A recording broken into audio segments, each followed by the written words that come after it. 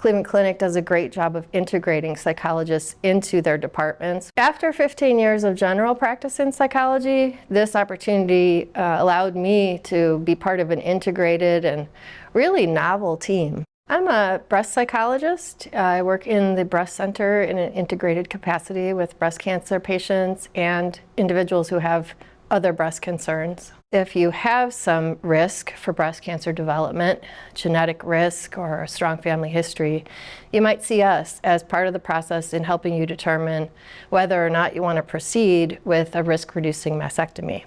When you're diagnosed with breast cancer, you're offered an appointment with one of us in the breast center, a psychologist, to provide some extra support along your journey. When people come to us initially, especially if they've just been diagnosed, it's a whirlwind. And we're part of what helps them steady themselves a bit through that initial process. You'll be greeted by me. I'll come out and see you. Invite you back to our nice office that is not a clinical room. It's a very peaceful space, and you and I will have a discussion about your personal history, about how you're coping through an initial diagnosis, for instance, and you'll leave with some suggestions on how to do some coping strategies that could be things like guided imagery, breathing exercises, and certainly with the knowledge that I'm just there to support you through the journey that you're going to be going through.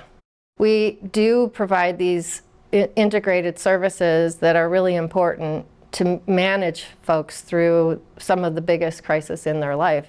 I think if you come and see us during this period of time, you're going to receive very compassionate, knowledgeable care. I think for me, one of the more striking patients is someone who is living with chronic breast cancer. For a proportion of women, it is actually a recurrence or even something that they chronically live with. And those are the patients that need support for longer periods of time. And for them, we provide both individual counseling and group counseling sessions. We often carry quite a bit on our shoulders. And even going through breast cancer, you see some women who shy away from coming to see psychologists during a period when they could really benefit from it.